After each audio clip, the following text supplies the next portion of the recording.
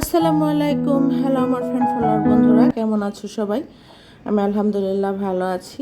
ছোট্ট একটা খাবার রান্না শেয়ার করছি তোমাদের সঙ্গে, কারোর সঙ্গে আমার মিল আছে কিনা কমেন্টে জানাবা। আজ রান্না করব গরুর মাংস দিয়ে মুগ ডাল, হোটেল স্টাইলে। এই জন্য অর্ধেক 1 কেজি মাংসের অর্ধেক কলিজা, অর্ধেক মাংস নিয়েছি, সলিড মাংস, কারণ বাচ্চারা আছে তারা কলিজা পছন্দ করে। আর 1/2 কেজি ডালের বেশ কিছুটা কম আমি শুকনো খোলায় ভিজায় রাখছি, ধুয়ে ভিজায় রাখছি। তখন আমি মাংসটা কষিয়ে নেব। আগে মাংসটা, ডালের জন্য মাংসটা মূলত আমি ছোট ছোট করেই কাটি। তো ছোট ছোট করে কাটলে এটা রুটি বা পরোটা সঙ্গে খেতে ভালো লাগে, যে একটা পিস একটা রুটির সঙ্গেই মুখে দেওয়া যায়, এরকম ছিঁড়তে হয় না টানাটানি করে। তো হোটেল স্টাইলে শুকনো মরিচ তেলে দিলে যে ফ্লেভারটা আসে সত্যি অসাধারণ। এভাবে কেউ দেও কি না জানি না, তো আমি তো তুলাপুকে দেখে শিখছি, বা হোটেলও এভাবে দেয়, যে দেখো অনেক তরকারির উপরে শুকনো মরিচ ভেসে থাকে।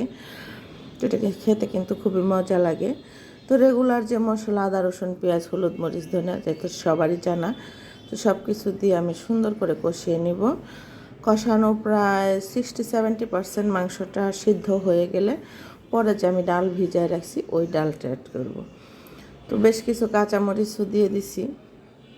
আমরা নর্মালি একটু অন্য অন্য মানুষের তুলনায় মনে হয় ঝাল একটু বেশিই খাই, বাচ্চারাও খেতে খেতে অভ্যস্ত, আমাদের কোনো অসুবিধা হয় না। কেউ কেউ একদম ঝাল খায় না, ওইগুলো আসলে কেমন সব কিছু মিলায়, ঝাল লবণ সব কিছু মিলায় যদি একটা হয়, তাহলে কিন্তু তরকারিটা খুব মজাদার হয়। তো আমার মাংস কষানো কিন্তু মোটামুটি হয়ে গেছে। এখন আমি ধোয়া ডালটা অ্যাড করে দেব।